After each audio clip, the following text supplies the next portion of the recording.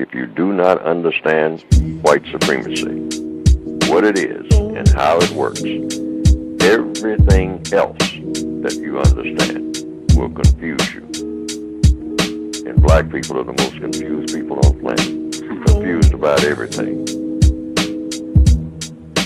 We're looking at this world around us and we're totally confused. Because that world is made by the white supremacists.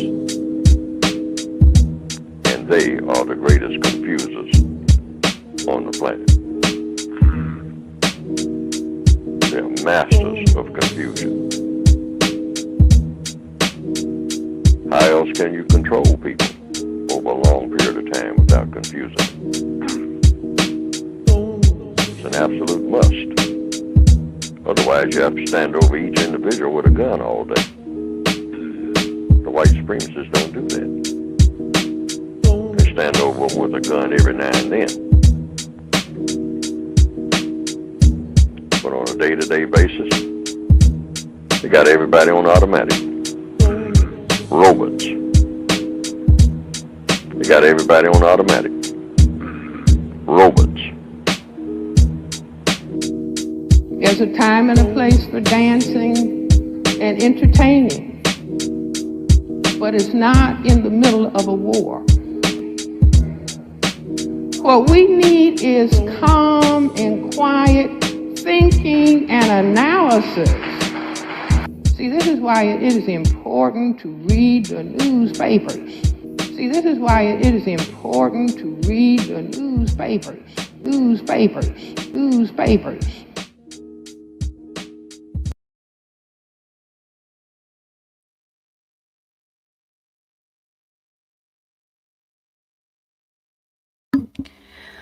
Okay. Wow. All right. I had some technical difficulties, but I got it together. Thank you so much for joining us tonight. I am so excited to have my first guests, live guests tonight. I have our great president of the US Freedman Project. I have Divine Prince with us. I'm going to add him. Guys, bear with me tonight. This is my first time. Okay, you there? Can you hear me? Is my sound okay? Yes. Okay, I know mine be kind of, I be janky on StreamYard for some reason, so I'm glad it's working. And I'm hoping our sound is okay. We have someone in the audience. So how's the sound, guys? Because it's supposed to be coming in through my headphones, but it's coming through my speaker, which is not what I wanted. Well, you sound good to me, but I'm not in the audience. Okay, so it's not like an echo. No echo at all. No. Great. That's what I was concerned about. Okay. All right. Well, let's just continue. Okay. So now, I have so many questions for you. Let's see. Keisha, are you here?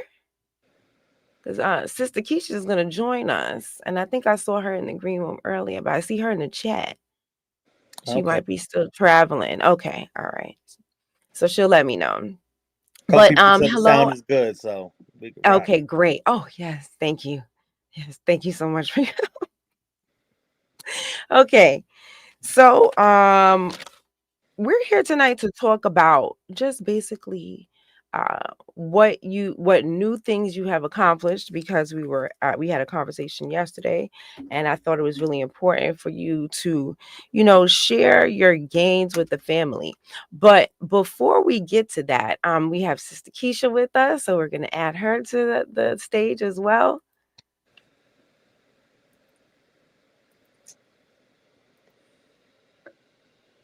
Okay. All right. They said my guests choose to mute themselves. So you're on mute. Sister Keisha. Oh, okay. Good. Glad to be with y'all. I'm ready to hear what went down. Okay. So we here to spill some political tea tonight. Okay. Yes. So before we get to what you've accomplished now, I really wanted to go back a bit, right?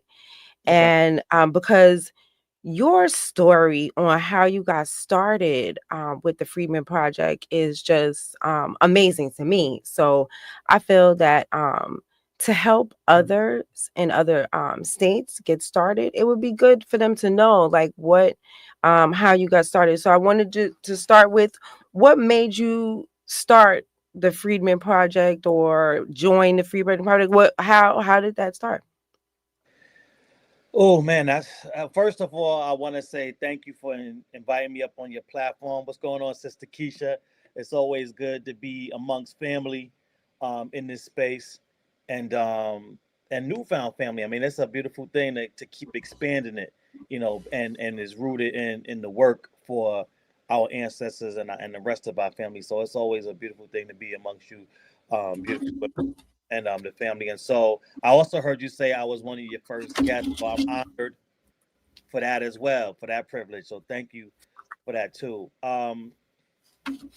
So um, I would say for me, it kind of goes back to, and some people that have heard me say this, have heard it before. I'm just a regular, everyday Black American that saw that something needed to get done, and it wasn't being done. And back before I joined the movement and this fight for remedial justice, I'm not ashamed to say, one, I was a former Pan African, so I consider myself a recovering Pan Africanist. Um, and two, I was also consider myself to be a Black capitalist. Right? I really thought it was going to be group economics, and we could just really work hard our way out of this because everybody else was working hard and they were getting the results. Right? Or so I thought. And so during that time, I bring that up to say this: my mentor at the time, he's told me something and it's stuck with me and has been um, relevant even outside of that space. And he told me, he said, if you look around and see that something needs to get done and nobody else is doing it, that means it's you. Right. And so with with him instilling that in me, when I got into this space and saw, unfortunately, that all of those legacy organizations that we have been taught were fighting for our people were not, Mm. and I saw that there was a void that was left, um, specifically fighting for our people. I decided to get started, and so I jumped right in. I'm an everyday Black American person, not born and bred for this stuff. Had no idea what we were doing, um, but we knew how to send emails and make phone calls, right? Because we were doing Right. it every day for everybody else. And so we started there and started asking for meetings to talk about Black Americans. Like, okay, who's talking about us? Who's talking for us, right? Uh, and so, because we knew who wasn't, so we wanted to find out who was. And Mm-hmm. in a lot of these early conversations, we found out that nobody was. Right. And then so thank God for just like-minded individuals. It was a small group of us in the beginning. And in fact, I to be totally transparent, I wasn't even a part of that first brainchild of people. Like I was not a part of that. I found, before I found the group, I was just like, okay, well, I'm gonna do it. In my mind, I always was like, I'm gonna start the group. And Mm-hmm. then in advocating in this space, you start to see one of the things I love about this space about doing the work is because we got a whole bunch of talkers, right? Mm. But what I found is when you're a doer, you automatically run into the other doers because they doing. And so That in doing the advocacy work, hold I on. found Hold oh I'm on. sorry. Pause. Pause. Can you say that again? Oh, When so you're a doer, what happens when you do? you run into other doers. Mm, mm, mm. Talkers and I doers was aren't in so the same powerful. space. They're not then talkers and doers are never on the same space. Um and so I ran into other doers, and that's when I found out somebody was like, oh well, what you're looking to do, somebody has already done it and Hmm. was already doing it. And I was like, really? So I got, I found out where they were meeting. I went to go to find out. And especially in the early days and just with our history of COINTELPRO, I, going in, me not knowing anybody there, me being a stranger off the street because I didn't really meet them and I wasn't a part of the original brainchild.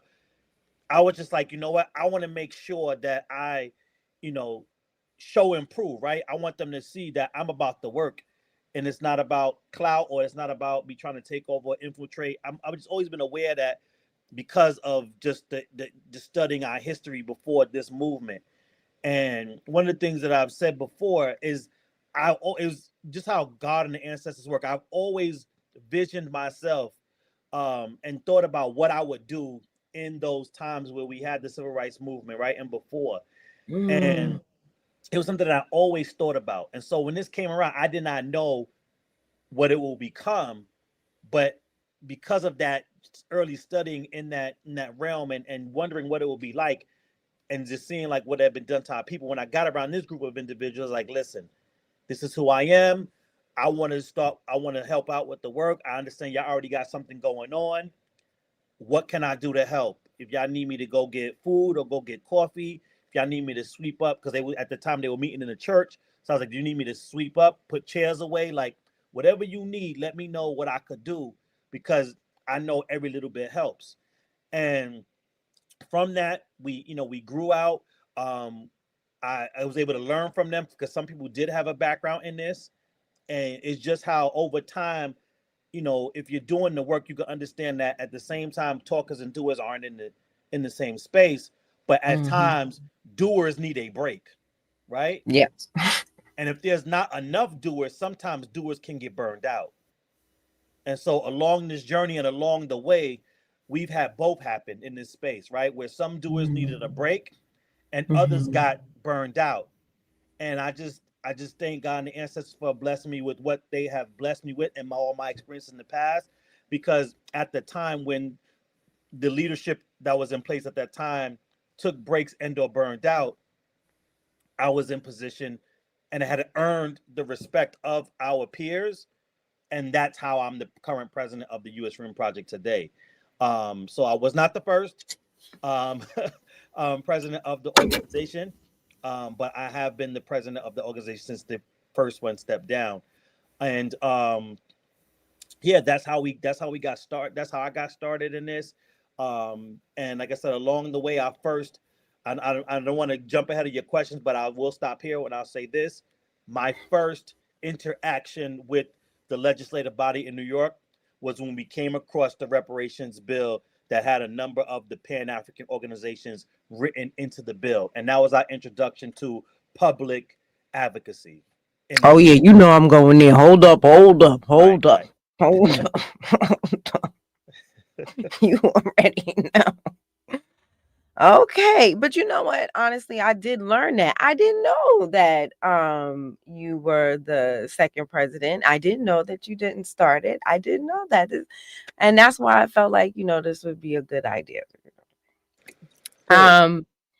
So let's see. So how long have you been with the Freedman Project? So just for full transparency on what I just shared, so we have been advocating for our people in this space for about going on 6 years, right? Um, in the repertory space, let me say that, because before that I was, always doing stuff in my community for our people, specifically even when it was for the general community at large. You're a doer. You can't help it. I've always been a doer. Right. I've always been a doer. Now I could talk too. Don't let me not get it twisted. But definitely, my talk has always transformed into doing. And so we've been advocating together for 6 years. But the US Freedman Project is 3 years old. It's 3 years old because 3 years ago is when we, after advocating for that same bill that we're going to talk about later, what transpired was we understood at that point in time that there was no official entity advocating for our people. And so it was at that time we all got together and decided, hey, are we gonna just be like a loose knit group, or are we gonna become a tight knit group that puts something in place that is going to be something that we could eventually pass down to those that come behind us, and build this legacy fighting for our ancestors and for our ethnic group under this US Freedman Project name. And so we we decided to come together. We again, this is from scratch because none of us had any experience in starting a nonprofit or nothing. So we researched it. We asked other people that had started it. We went through a lot of bumps and bruises trying to get it right and trying to set this thing up. But eventually we got it set up, and we've been going strong officially for 3+ years. And we are proud to say that we are the only nonprofit in New York fighting exclusively and specifically for those of us who had ancestors that was enslaved and emancipated in the United States of America. It's unfortunate, but fortunate that we are in this space because again, there was a void. Very true. Sister Keisha, I wish I had that y'all's tracks, you know. Got to get the sound. I'll get there. I'll get there one day. Child, let me get my mic together. I gotta learn how to press unmute. Like, anyway. How about this? Let's keep going. So I wanted to know, what was you guys' first step? Like, if somebody wanted to replicate this, what was your first step to get started? Oh, so I would say, it is going to sound probably a little bit corny, but I would say the first step is, if you don't already have it, you can develop it. Thank God we just had it. I would say either having or developing a love for your people. Because without that, you could start it, but you're not going to last. Because it is a thankless job. It is a penniless job because ain't nobody paying you to advocate for our people. I'll tell you that right now. So with all the people that's like, oh yeah, you getting paid, or you should, it's like, listen, nobody in this space wants to pay you to advocate for our people. Period. If you want to do the color, they'll pay you. You want to do blanket blackness, oh, they'll pay you. You want to fight for immigrants, illegal and legal, oh, they'll pay you. But if you're talking about fighting for those of us that was enslaved and emancipated in this country, those that we have known to be socially called Black America or foundational Black Americans and legislatively freedmen, there is no money on the horizon for you. So it has to become a pursuit of passion, right? Yeah. So that's the first step. After if you have that, then anything else and everything else will follow. And that steps is just, most of that is just logistics. And so then you find out how to start a nonprofit. You find out, how to apply for funding. I mean, the money ain't really there, but there's some different funding sources you could possibly get. And the great thing about it is that what we're doing now, and I said this to my team in the very beginning, and we're seeing it come to fruition now.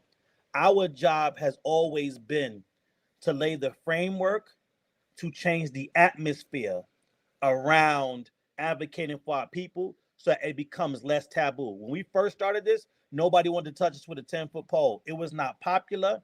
It was not politically feasible or politically expedient to say, I want to fight specifically for Black Americans. But right now, in my estimation, in my humble opinion, I believe that we are in the middle of a foundational Black American renaissance.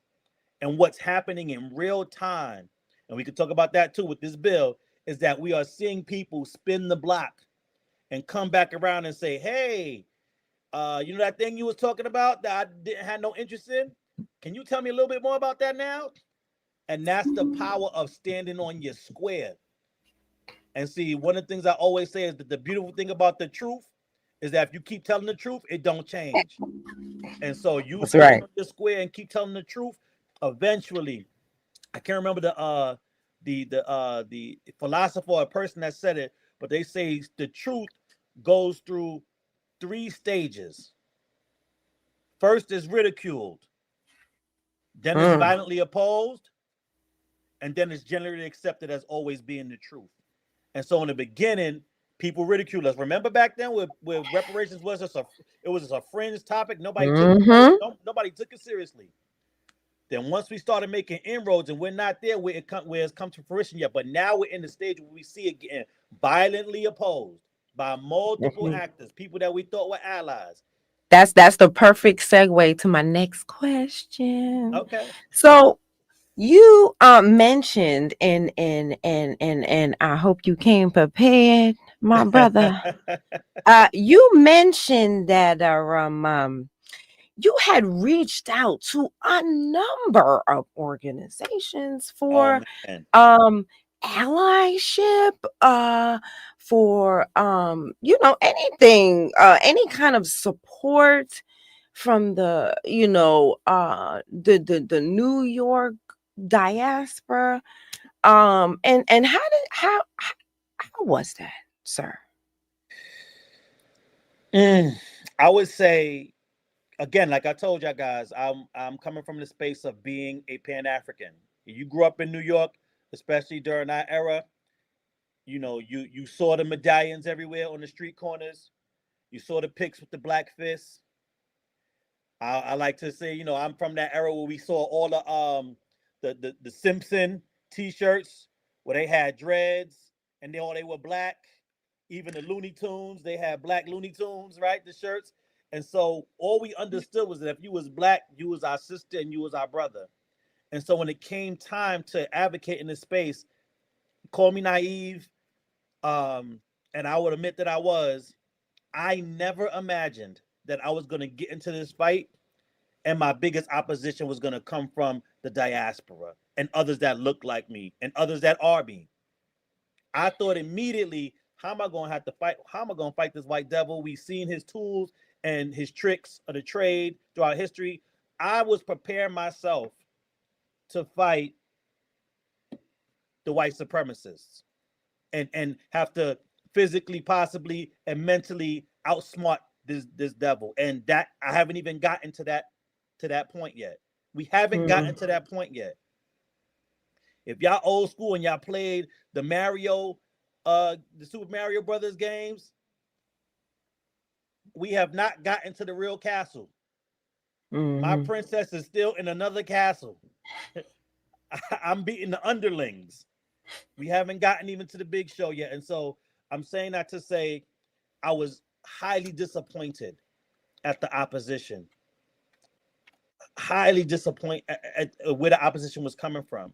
And so I reached out to a number of organizations in the early days of this because one of the things that we were told explicitly and directly when we attempted to explain to the legislators, hey, there's a way to get reparations right.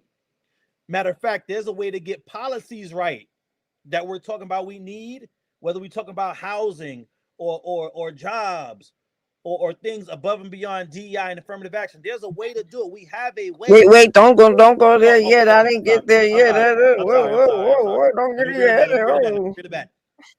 So let me just fix. So But I want to know yeah. specifically Yes. the organizations that you reached out to. Yes. So, and I brought that up, but let me just say what I was going to say, but not the whole kit and caboodle. Okay. Right? So what I was saying is that when we advocated and told them, hey, there's a way for us to get the policies that we need and we deserve, we were told explicitly and directly that the Afro-Caribbean politicians would not support it, meaning reparations, unless they and their constituents were allowed to get a piece. And something just didn't vibe with me about that. I really believed that they were lying, right? I was like, why would they try to lie? Why would they try to pit us against this other group? And so I said, you know what? Let me reach out on my own.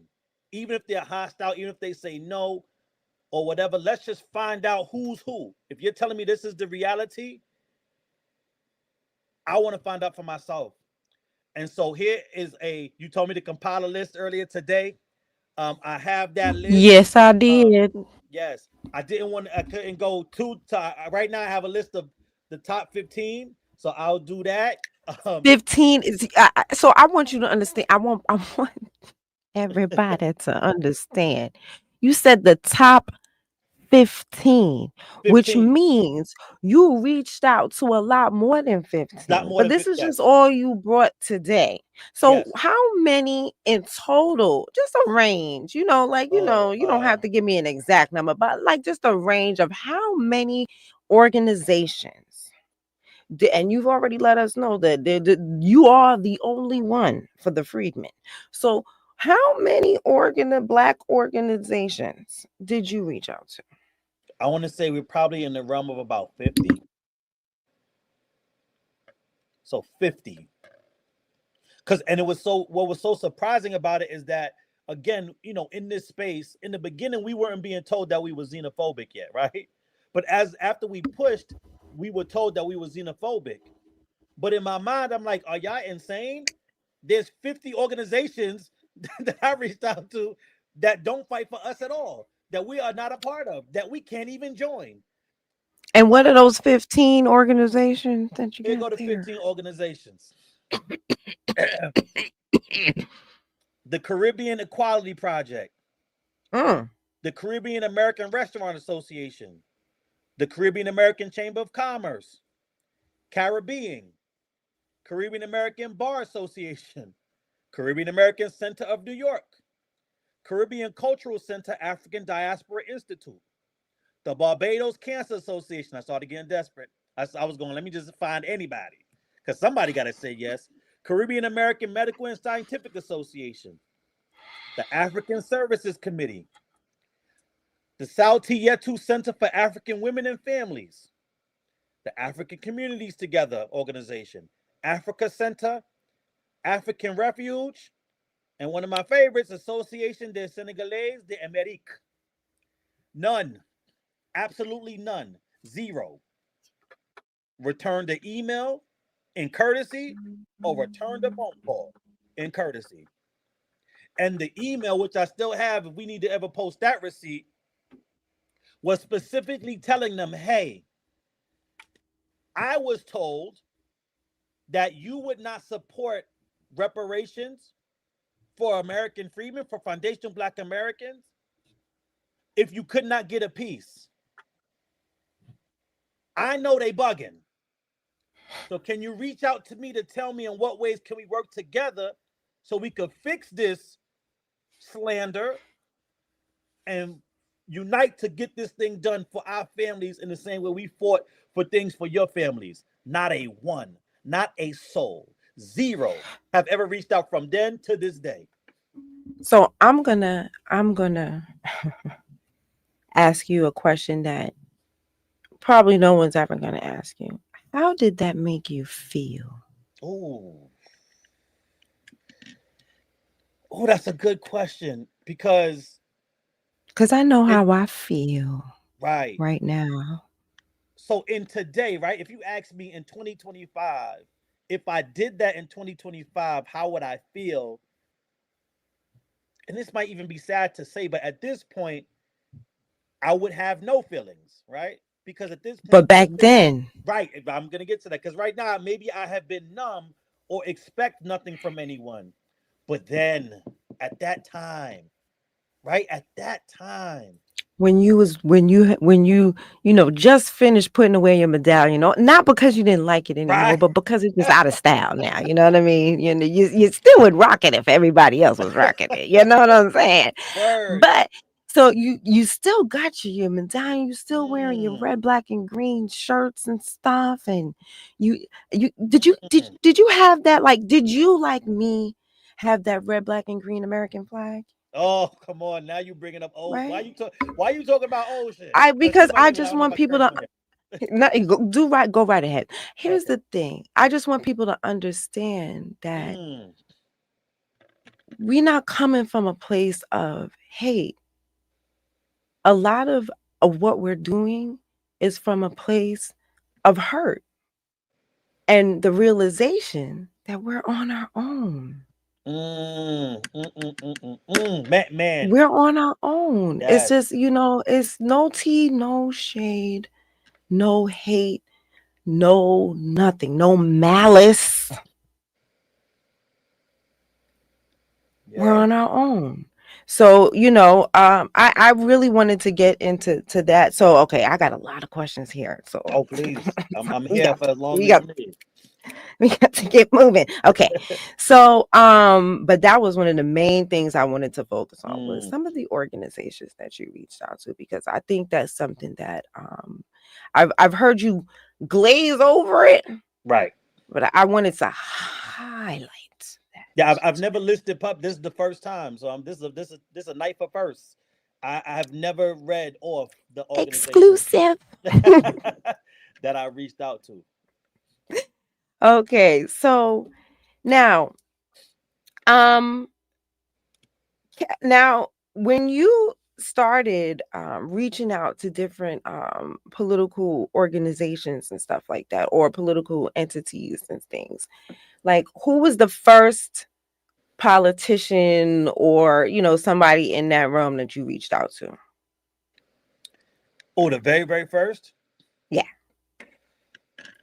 Oh, so the very, very, very, very first person we had a meeting with, and was crazy, is the first person we ever had a meeting with was our only meeting that we've ever had with this person. And our first meeting, Who was it? she lied to our face. I want to set the stage so that we all know what we talk about first. But that was the author of that reparations bill, Assembly Member Mikolai Salages, who is the chairwoman of the Black, Puerto Rican, Hispanic, and Asian caucus. She's the chair of that. What's the name of that? I had to make sure my mic was on. What's the name of that organ? The caucus again? It's the Black, Puerto Rican, Hispanic, because I guess those are two different things, and Asian caucus. We call it the POC caucus because it's essentially everybody that's not white and a man, even though white men can join the caucus and are a part of it. So you can't, it's like you that's why I was like, yo, we about to spill some tea tonight, okay? Because y'all know how, like, come on, let's talk about it. I want to get into the business, okay? Mm-hmm. So you started, you didn't you said that was the first person that you reached out to, right? Yes. So when did you start letting people know that the bill was unconstitutional? That first meeting. And we believe that's why we never got another one. Because we believe that at that point, now obviously in hindsight, right. So then, we didn't know what we didn't know. And so in that first meeting, we met with Assembly Member Salages and her legislative director, Joshua Joseph. And in that meeting, they pretended to understand. Let me not say pretended. They understood what we were talking about. Right now, in hindsight, they were kind of playing dumb in that meeting. Like, oh, really? What's wrong with the way it's set? It's way it's set up and blah blah blah blah. All this stuff. And at the end, this is our first meeting, right? So all we know is what they're saying. So we're like, okay, this is a thing. Like, she's listening. And then she told us in that meeting. So not only was that our first meeting and our last meeting with her, but she also lied to our face in that meeting. Because what happened is that she told us, you know what? You make some valid points.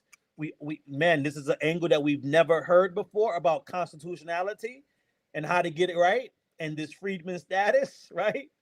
So she said, you know what? You guys need a seat at the table. No matter what goes on with this bill, we're going to keep you abreast of what happens because we need this voice. You're the only one speaking in this manner. So we're like, oh, okay, great, perfect. By chance, because this is when Twitter Spaces first were introduced. So around what year is this? Oh, this is oh God, don't give me the lion. I want to say, is this 20? We won't hold you. It's either 2021 or 2022. All this stuff could be researched because you will see the timeline of the bills, right? But I just want people to get an understanding of how long you've been in this. You know what I mean? Oh, got you. Right. Yeah. So this is 21. And how pardon. I also want them to understand how long they knew this bill was unconstitutional. 100%. This is nothing they weren't aware of. Come on. Keep it going. So here's how nefarious that first meeting was. So we have that meeting. She tells us she's going to keep us in the loop and give us a seat at the table and let us know everything that's going on with the bill. We get off that conference call. We debrief with one another. We're high five and like, okay, great. That was simple. We got a seat at the table. First meeting. Okay, coming from nowhere, And later that day, unbeknownst to us, obviously, like I said, they just had Twitter Spaces. It just came to Twitter. Because back then everybody was doing the talk thing on Clubhouse, and they hold the Twitter Space. Who held the Twitter Space? Assembly member Salages, Okay. Assembly member Taylor Darling, who is no longer in the assembly, and Jam Ayuar from the NBCI Trust, who is in the same network as Ron Daniels and all those Pan-African organizations. Mind you, at that time, and who's Ron Daniels again? Is one of the members. I forgot. I think Sister Keisha could run down that. Oh yes, yes. Ever met. That is the perfect. Thank you so much, our illustrious president. That is the perfect time to bring in Sister Keisha. Sister Keisha, who is Dr. Ron Daniels? Dr. Ron Daniels is a Pan-Africanist who comes from First World Alliance, going back to the 80s, early 90s. He also took part in various documentaries as far as slavery is concerned and Black history is concerned. He was also a part of that whole 80s, early 90s Pan-Africanist fight here in the state of New York, because during that time we had a litany of racial injustices that were taking place in the city and in the state. So he was a part of that movement. However, he has always been a person who played the background and always looked for a leg up on what was happening. He has always been a person who has promoted his organization, which you all have mentioned already, taking trips back to the continent. All of this is, economically feasible for Ron Daniels and his association to be a part of this bill. He, along with other organizations who I find problematic as far as reparations is concerned, like December 12th movement, are also looking for their hand in the pie. We're gonna get to that too. We had a meeting actually during the screening of the film about Fred Hampton, Judas and the Black Messiah, right? There was a screening done here in Brooklyn, and we were asked to be a part of a panel discussion about reparations. I was on the panel, Pan-Africa was on the panel, a couple of other people, and two persons from December 12th movement. And immediately out the gate, they started talking about education programs and housing programs and all of this old kind of stuff. So I let them shoot their spiel. But when it was my turn to speak, I just let them know that this was unacceptable. Now, again, this was the screening of Judas and the Black Messiah. I don't know what year that was. But so they got a little bit upset because, I was shooting down their arguments. It got to the point where I had to let them know that this conversation was over and they had no standard to advocate for anybody. So that was that. But yeah, that was that. With the Senate talk. Ron Daniels, is a part of. This is what he's always been doing. Always looking out for himself. Wow. Sidebar, guys. And this, this is a green room conversation, but y'all know I don't know what I'm doing. So how you put y'all names up here? Because I don't want the whole thing to go on y'all, everybody names not up here. How do I do that? You have to go into the media part. Go in your media. Okay, maybe I can't do this right now because I don't even know what you're talking about. She said the media part. The what? Yeah, well, The who? on the right hand side, see where it says media Okay. styles. Oh, got it. Okay, media assets.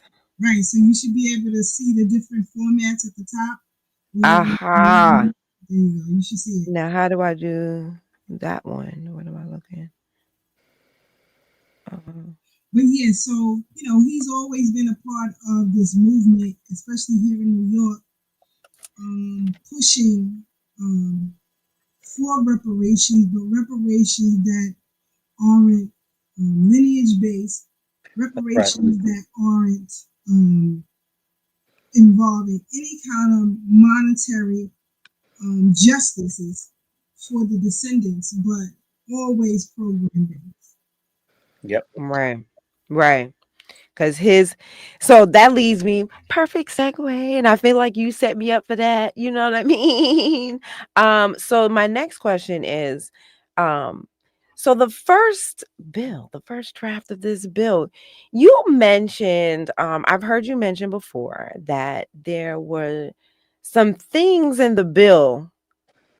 It seemed like people had their grubby little fingers trying to get some of the money off the top, not even scooping it, like sneaking it out. Or no, they was trying to put it in the bill. Now I heard you mention that. Can you talk a little bit about that, please? Yeah. So, and it kind of, I just want to finish my other thought from the last question before we segue to what Daniel is. So they held a Twitter space, Assemblymember Salages, Assemblymember Taylor Darling, who's no longer there, and Jam IUR, who is with the NBCI Trust. She was just on Van Lathan's, not to plug anybody else's podcast, she was just on another podcast speaking about how reparations should be for the entire diaspora. So this is still something that they're pushing even now, even with this Foundational Black American Renaissance. So we have to be aware of that. And so even then, back then, that was who they were and still doing that. And so they held a Twitter space where they talked about why the bill was a good. Now this is after our conversation, right? And saying we had to see the table. They still pushed this bill that they knew was unconstitutional and that had said, "Oh, there we go. You got it." Segue to your question. Not only was it an unconstitutional bill, not only was it a race-based bill, not only was it reparations filtered through a Pan-Africanist lens, their ideology and what I call their religion, they had 3 Pan-African organizations baked into the crust. And so, what you mean by that? What explain exactly what you mean by that. So the first iteration of this reparations bill, which was authored by Charles Barron, shout out to Charles Barron. I don't agree with everything he's done, but he has done some good work to get shouted out for his community, for his people, for our people. And so that first iteration had NARC / Cobra written into the bill, IBW 21 written into the bill, and the December 12th movement written into the bill. Who? December So, who? The See December that again. Hold up. Sister Keisha, what organization did you say Dr. Ron Daniels was a part of? Come through, give receipts. I didn't even know. Go ahead. Did you what you said? What you said over there, Sister Keisha? Okay, so he's a part of the December 12th. I distinctly remember you saying that just a few moments before Divine let us know. So now isn't it I know I'm not like the brightest bulb in the shed. But don't you think it might be like a conflict of interest? Come on. To like have a person who would benefit from the bill on the commission to make recommendations for the money. You know, like I said, I'm not a genius. I'm not a political strategist, but I was just wondering if anybody thought that sounds funny. Anyone? Not only did we think it sounded funny, we knew it was funny. And so we had no idea how to stop it at this time. You know, again, we just everyday Black Americans walking off the street, figuring out that something needs to be wrong. But we're like, this has to violate some law, some ethics, something. We know that politics is corrupt, right? But it's like something has to be able to be done because this is egregious, right? And this is blatant. But that was before the commission was even together. Yes, right. This is the bill as it's moving through the legislature. It has so you're telling me I'm I'm so sorry. No, go ahead. So you're telling me that the politicians that signed off on a bill that was unconstitutional, that they were fully knowledgeable was unconstitutional. Not only was it unconstitutional, it had corruption baked in the bill. And then they figured it out, at least the corruption part, because this is not the current bill that we've been fighting. Correct? Right.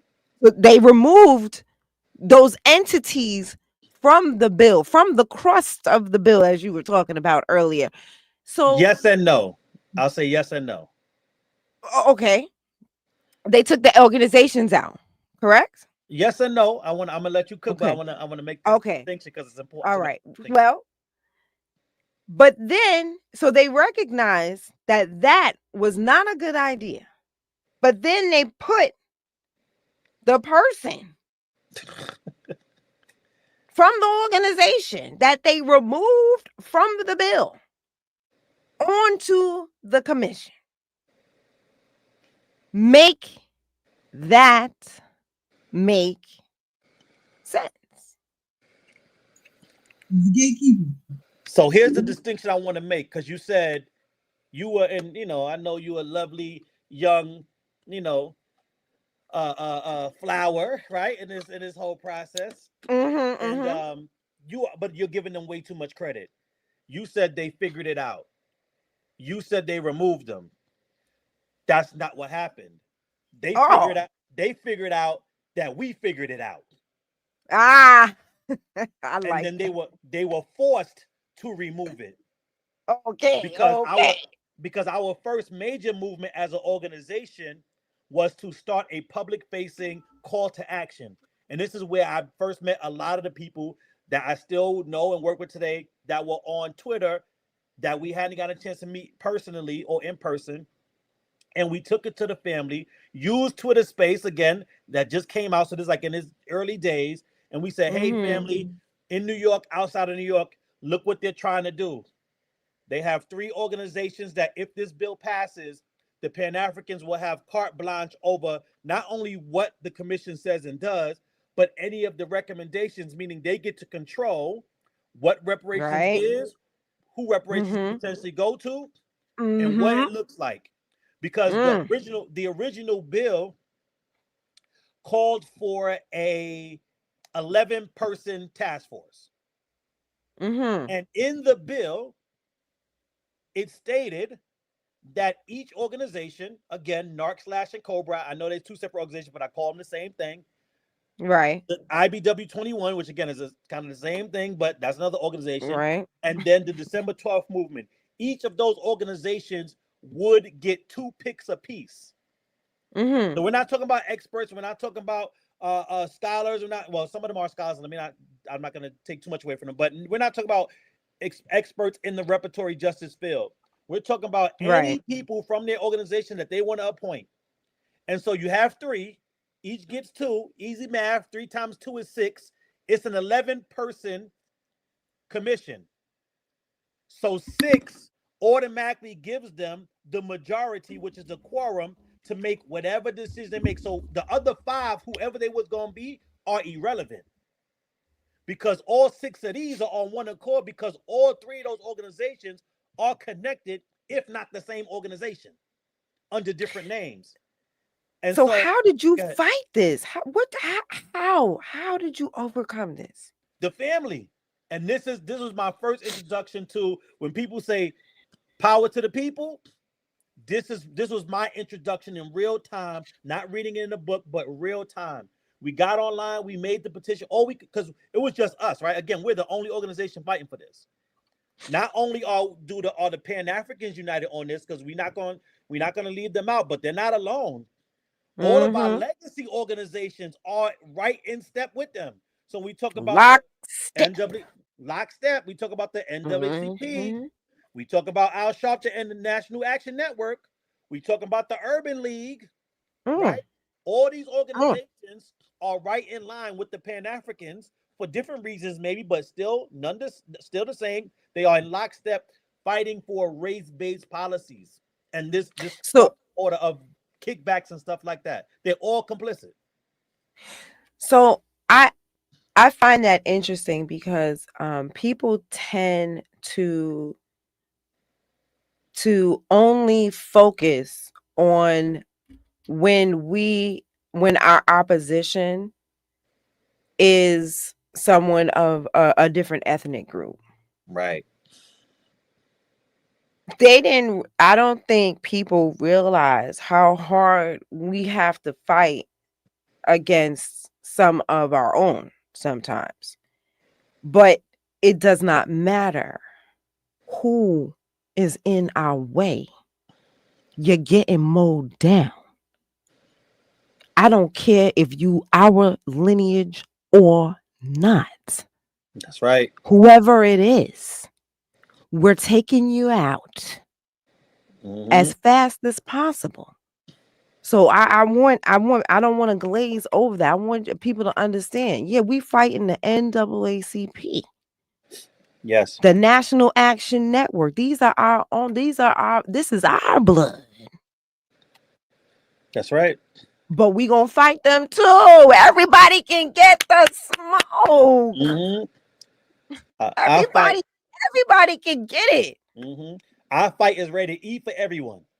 That's right.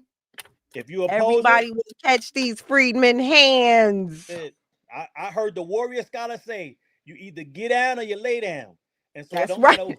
And that's what it is right now with our reparations. Either you get down or you lay down. I mean, whatever one you want to choose is your choice. But there's no other choices but those 2. And so we went to the family. To make this long story shorter, we went on. We organized in the neighborhoods, in our communities, and offline, and then online. We got all the people that were willing to listen to whatever we had to say. We did a space. That space was still one of our largest. I think we had like 700 people come through that space and re-listen to it. And we just shared with the family what was going on. Here's what they're trying to do. Help us. Contact your local politician. Contact a politician that's next door to your district. Contact people that ain't your politician. Contact everybody. Let them know that we know. And because this is what we thought. This was our calculus. And this is still the same calculus we work on today. We didn't know if we was going to be able to stop this bill or stop the bill at all. But what we wanted them to know is that we know. And so that if you still go through with this, then we are going to be able to enact whatever political consequences that we can enact at that point in time. Here's the beautiful thing about this, is that since then we've gotten bigger and we've gotten stronger. And so the political consequences that we can enact are bigger and better than they were back then. And we are in an upward trajectory. So 2 years from now, our political consequences will be bigger and better than they are today. That's right. And so back then we were like, listen, whatever consequence we can enact, if you decide to ignore us and still do this thing that we all know is wrong, then we will enact those consequences. But in real time, We reached out to enough people, enough of the decision makers, and they were like, nah, we can't let this bill pass. So it did pass in the assembly, right? So it has to pass both the houses. first version This with bill that we're talking about right now, with them baked into the crust, with those the current. organizations, Okay, right. with those organizations written into the bill, Mm-hmm. the New York State Assembly passed that bill. They voted on it and said, yes, we want this to be the reparations bill. We got into enough conversations with New York State senators at the time, and what helped us also was Jabari Brisport, who was a Democrat socialist. You know, he started doing some other stuff with Palestine, and you know they be all over the place with their POC coalitions, and so he made somebody mad, and he was the senator, the author of the bill in the Senate. And so in conjunction with that, with us reaching out to these decision makers in the Senate and the Assembly, it got shot down in the Senate, and unless it passes both the House and the Senate, the bill is dead.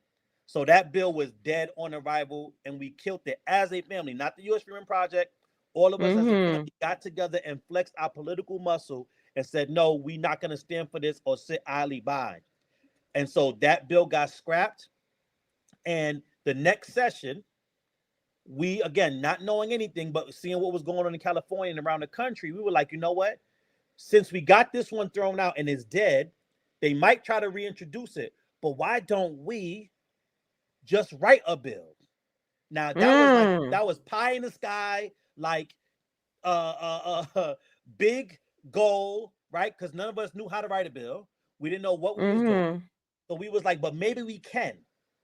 Right. And that was our next step, our next evolution as an organization, because we indeed wrote a bill. Okay. And that's definitely not the current version that we got right now. Not at all. It was a constitutionally sound bill. It clearly defined the community of eligibility, who are us, the freedmen. And we also, in that bill, demanded a state-level Freedmen's Bureau be instituted. Immediately as the bill passed, we gave the commission a robust and realistic budget so that it would be well known all over the country. They wouldn't have to nickel and dime looking for places to be. It will be covered by the media at all levels. They would have a fully staffed staff, for lack of a better term. But it gave them all the bells and whistles for a serious task force if you're serious about getting this thing right. And that's what our bill did. And in opposition to the bill that we introduced, we didn't introduce it yet, that we were shopping around at the time, they then amended the old bill to the one that we see today. And they took out all the organizations, changed it from an 11-person to a 9-person, the format that we have right now. And because in the beginning they weren't taking us serious, right? This I was saying, like, we got a chance when people have spun the block, but back then we were nobodies. We were just a new kid on the block. Nobody knew us. We're trying to get politicians to take our bill serious, and nobody would take it serious. And so they were like, well, this is going nowhere. They just wrote us off. And they were pushing the bill that we see today. But we were still educating, taking meetings, letting people know, no, this bill, it's great that you took the organizations out, but you just took a knife that was in my back 9 inches out and took it out 2 to 3 inches. It's still unconstitutional. It's still a bad bill. Right. And so we were having those conversations at the same time. And again, just how God, the ancestors, whatever you choose to believe in, because we believe that this is divine work that we are undertaking. Out of nowhere, we found a champion in the New York State Assembly, and that champion is still a champion that we rock with today. And her name is Assembly Member Nikki Lucas from District 60 out there in East New York. I don't have no sound effects, but we gotta stop him. And she took Give that her a bill round of and said, applause. I'm bringing it because to the floor. She has been. She put FBA on her back, and she just like, what? You know what I'm saying? All solo dolo. Solo dolo. she put it on her back. You know what I mean? So we got to give her, to stop and I'm continued to be wowed by her resilience because that can't be easy, child. You know what I mean? Where she's at. So, I definitely appreciate what she's done so far. Yep. So when do you think or do you have did you make this is the here we go. Did you make Kathy Holcomb aware that the bill that she paraded around and was acting like, that whole pomp and circumstance they had in her office? Did you like let her know before she did all of that bill was unconstitutional? That it was an unconstitutional brick? Man, you digging up all the bodies. You want to know where all I the told you, bodies is at. told you I was here to spill tea. So that's a great question, and so thank you. I want to share with the family, right? Because I want you guys to understand that through us, because we know when we talk about like the Roland Martins and all the other Democrat shills, whenever we start talking about the shortcomings of the party with which we empower with our votes and have done so for decades, whenever we start saying, hey, there's a bill that's due based on what we've done for you, can we get some specific policy? They always have an excuse on why we can't get it. Did you do a plebiscite?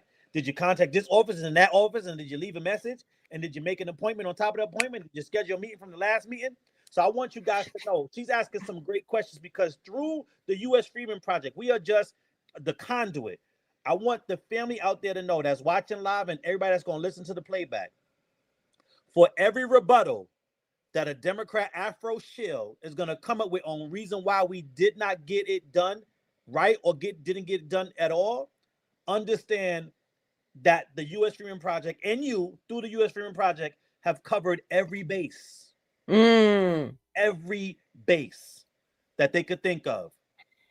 Because we just had other choice. Basically, because every time you were new to, from what I understand, you were new to the game. So every time they told you a hoop to jump through, you did it. We jumped through the exact there you go. There you go. Because you thought they were giving you accurate information on what to do and how to get to your end goal. So you jump through all the hoops. So when everything that he would be Roland Martin would be saying, did you get a meeting with the person on the third floor? Did you see him? You gotta go back behind the thing. Okay, you gotta get a number first. You big dummy. You stuck on stupid. Did it eat? Holding the Kool-Aid. Did it eat? Don't know it's cherry. Calling it red. Like everything. You gotta do all these things before, you know what I'm saying? You see the wizard behind the curtain, right. But also I want to just point out, I want to just also add some clarification to that. Not only because we thought they were being truth brokers, right? Because we knew that they weren't. That first meeting we had, we learned from that by the next session. I want you guys to understand this, and this is not to impress you, but to impress upon you that we jumped through the hoops because we knew it would be used as a rebuttal. That's right. So in the words of one of our, I think he's FBA, hopefully, I know there's been rumors about him, but we're going to use him anyway because I'm a Brooklyn boy. In the words of Jay, Hove did that, so hopefully you won't have to go through that. So understand, we did it so you wouldn't have to.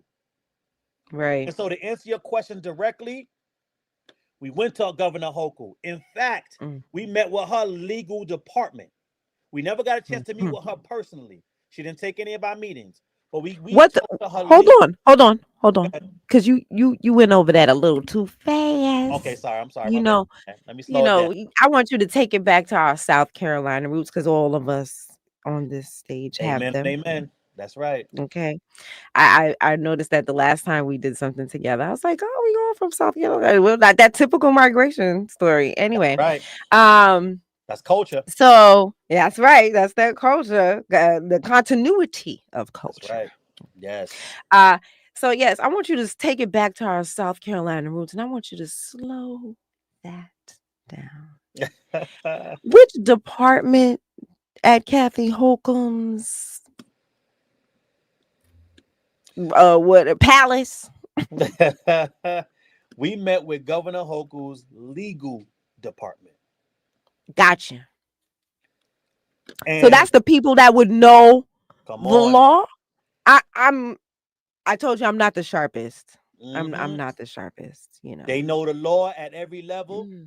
and in every genre, in every Mm. arena, including constitutional law. Oh, I thought you was gonna hit that part right there, the constitutional law. Yep. And not Okay. only that, so like I Mm. read off this list, Mm. listen, there is a receipt out there that I'm still looking for because this one is the Yeah, I've been receipt. asking for This, it this for is the the ever receipt since of you all told me about receipts. it. Not only did we meet with the legal department, which includes criminal, business, entertainment, but most importantly, constitutional law, we received a letter from Governor Hochul's office after our meetings with Bitch. her team that Mm. stated, we understand your concerns around Mm. constitutionality and how legally viable this bill is. Trust Mm. that we will take that into account when making a decision whether to sign this bill or veto it. That receipt exists. I'm going to find it and get it because we have it. I don't know if it's on a Google Drive, if it was an old email in one of my old email boxes before we made some of the transitions, but I'm going to find it. I promise you guys that. But we Yes, I know it can't wait. exists. And here's the rub with that is that Governor Hochul before that bill had vetoed many bills before that for less. For less. Mm. She had if you go look back her track record, throughout the years of bills at the end of the year that she vetoes, they keep a report on it. Mm-hmm. So that's what we were asking for. We didn't ask her to trash reparations or give it away like Westmore did. You gave her an alternative. We said, You didn't hey, just say no. Governor You said, Hochul, we need you to veto this so as you could send it back to the House. I mean, send it back to the Assembly and send it back to the Senate so that they can amend this and make it constitutionally sound and fully define the community of eligibility. We also told her and her legal team, and I can tell this to the family now, because this is how we get down. We said we understand that there might be some blowback because you're probably going to get all those organizations that y'all getting kickbacks to now that are going to say, oh, she don't want to do reparations and blah, blah, blah, blah. They're going to be doing all this.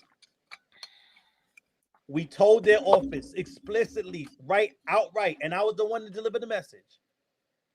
I said, if you need a head to wear the heavy crown, tell them that the US Freedman Project told you to veto it.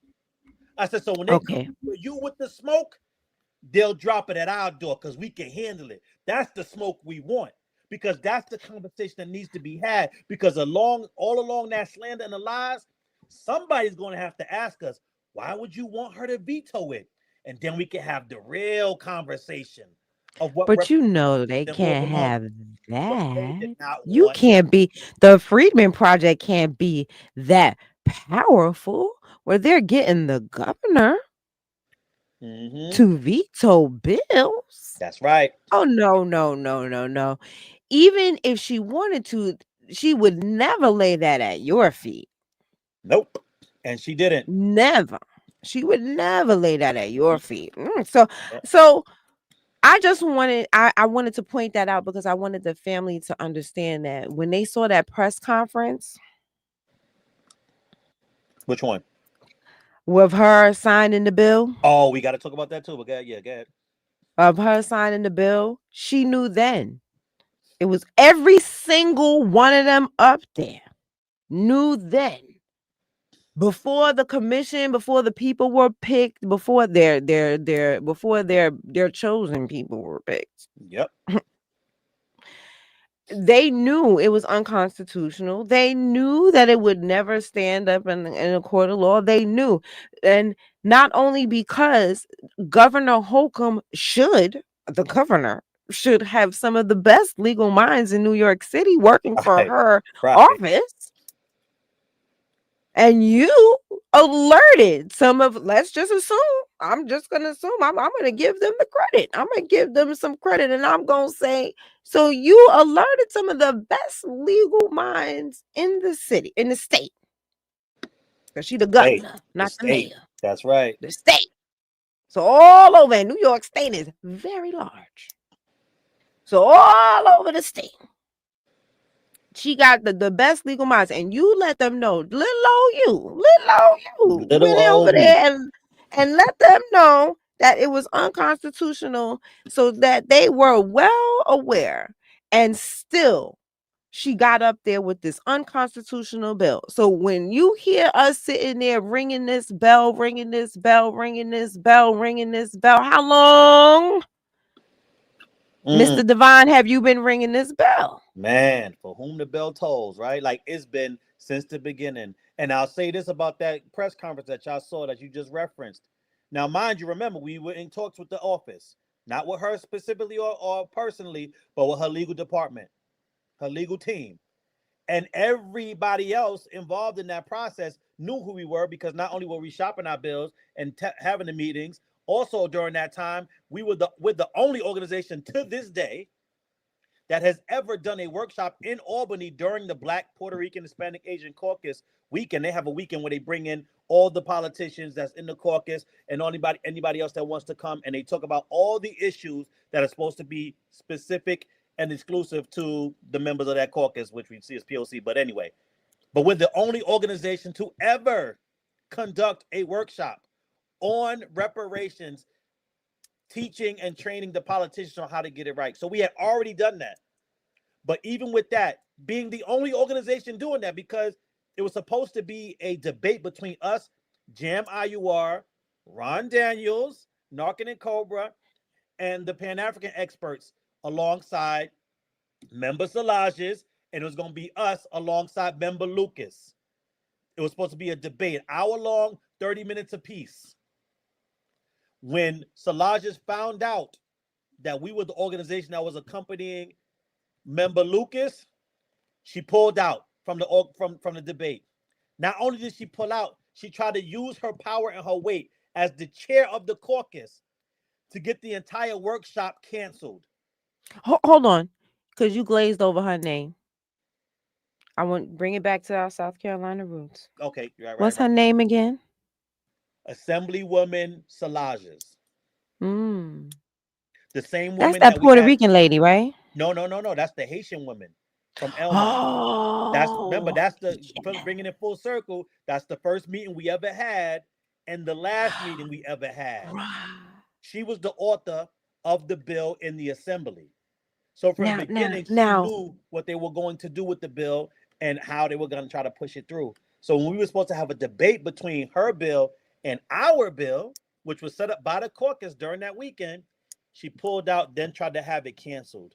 And I'm saying all that to say, we can get back to that, but I want to bring this point home, is that everybody knew who the US Freedman Project was in the New York State Legislature and in the space of reparations in New York. When that bill gets signed, the governor invites organizations that never advocated for reparations a day in their life and conveniently left out the US Freedman Project. We did not get an invite. That was a private invite-only event. It wasn't open to the public. They had to invite you. And the only reason why I found out is because I had built up enough cachet in the circles that an organization that was invited was like, hey, Devon, are you going to this thing? I was like, what thing? I had no idea what was even taking place.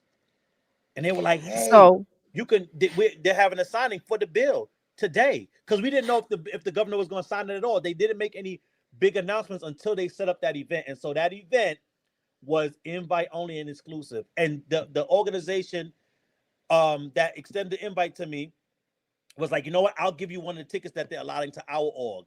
And I was like, no, if my whole team can't go, I'm not going. Plus, I don't want to go there and somebody mistake me for somebody that is supporting this bill. I was like, so even if you had enough tickets for our team, we're not going. And so that is how I found out about it. But they purposely excluded us from being even invited to that event. for the signing. You reminded me of another question, and because you answered one of my next questions already, and then reminded me of another one. So I crossed one off my list and I'm adding one. So my next question is when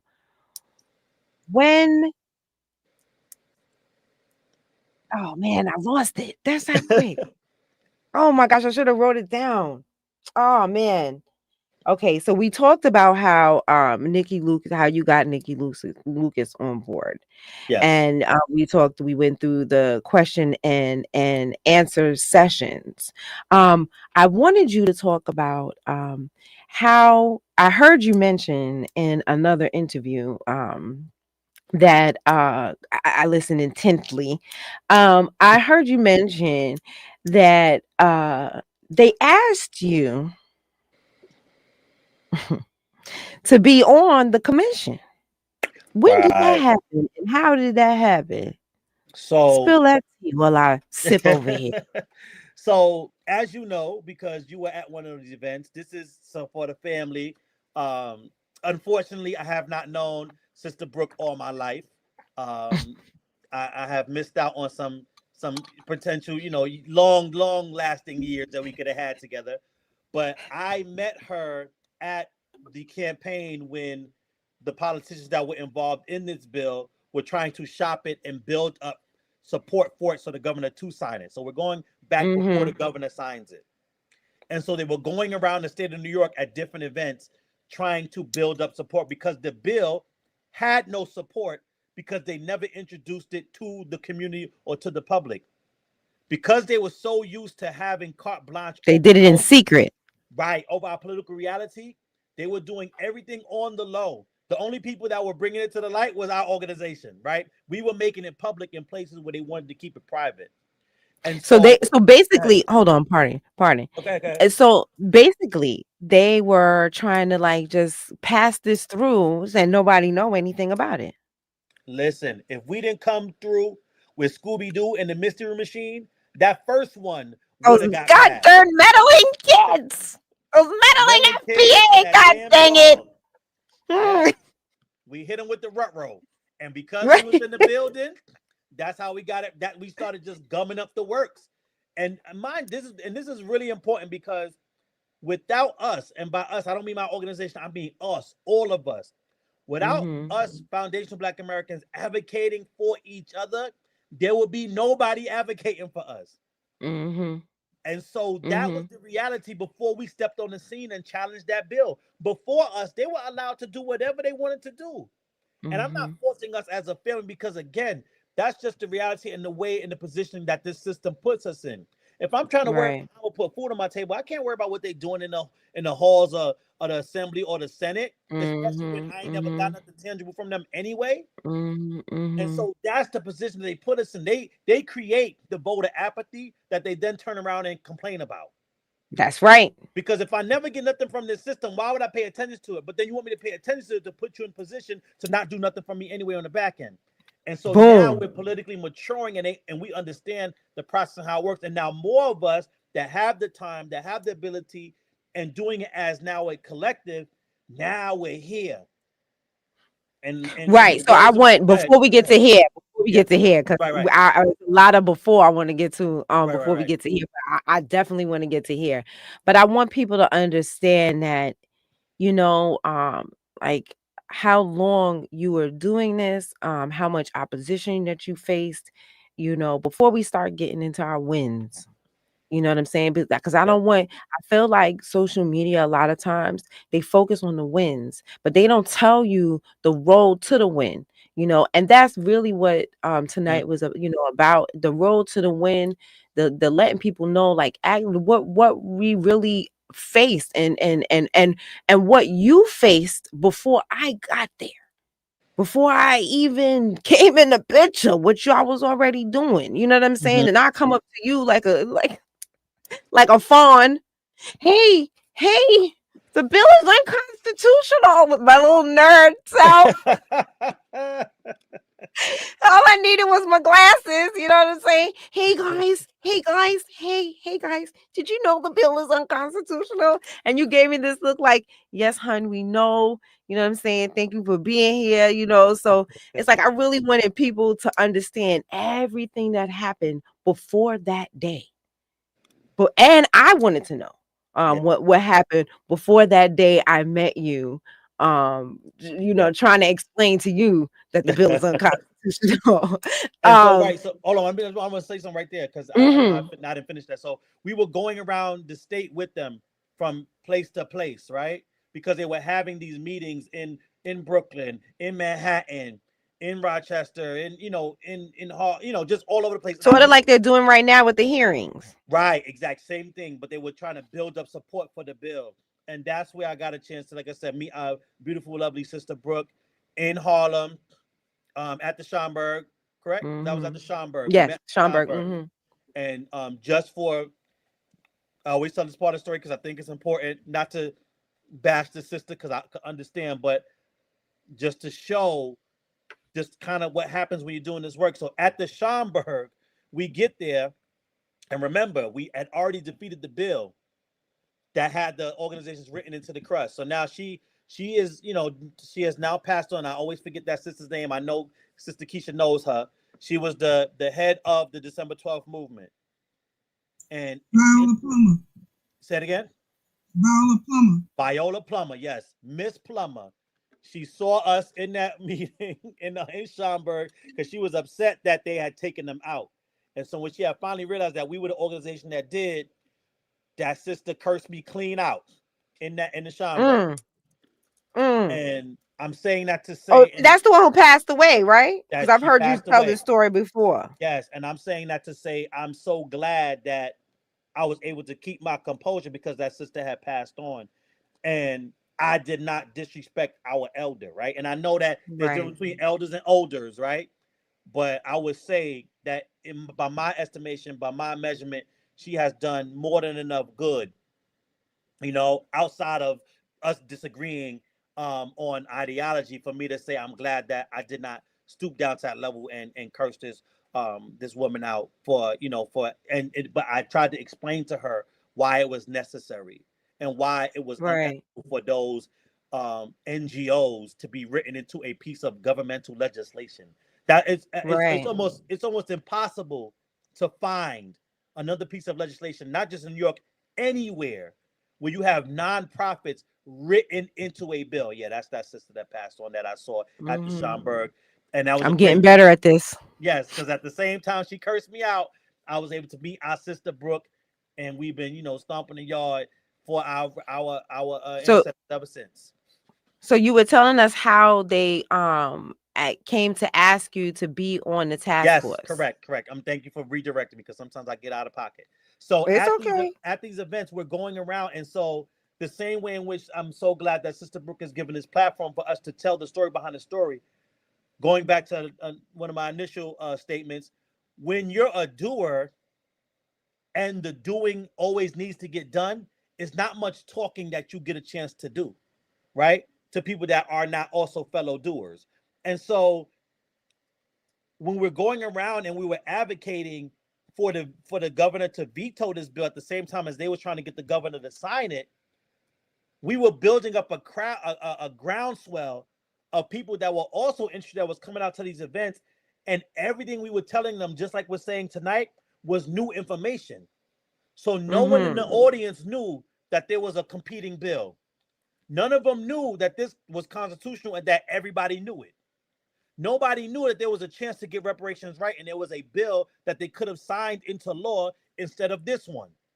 Mm-hmm. And so as we're going from city to city, location to location, the same way we're doing with this task force, we started building up a following, but also started building up a groundswell of people that were like, hey, we should have got this right. We needed to get this right.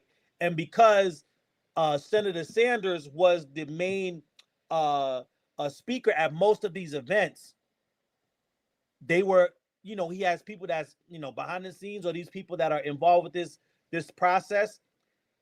The voices that were coming to our side at the end of every meeting started to put pressure onto Senator Sanders, calling his office, reaching out and saying, "Hey, listen, I know you don't get a choice, but what can we do to get somebody from the US Freedman Project onto this task force, because they know what they're talking about. They've been, obviously, based on what they're saying, and they have receipts, they've been advocating for this since the beginning for it to be done right. If we're going to have a task force, how about we got to get it right?" And so that's when they came to me and say, "Hey, listen, what do you think about being on this task force?" And so we took it back to the team. We had a long back and forth, no beef, but it was, it was a very tense back and forth. But at the end, we voted, and what we voted on was that we did not want to be a part of this task force to give it any level of validity based on all that we knew, all that we had experienced, and what the eventual inevitable outcome of this task force is if nothing changes.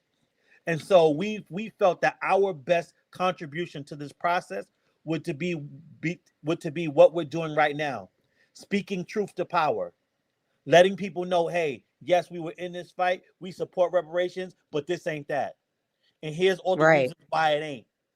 And so that is where we felt we would be most effective, because what we knew is just from some of the stories of the past, we didn't want to be a mascot. And what we also didn't want was them to pull the okie doke on us in the background, colluding like they've been doing this entire time, and then say, well, the Biden and the US Freedom Project was a part of it.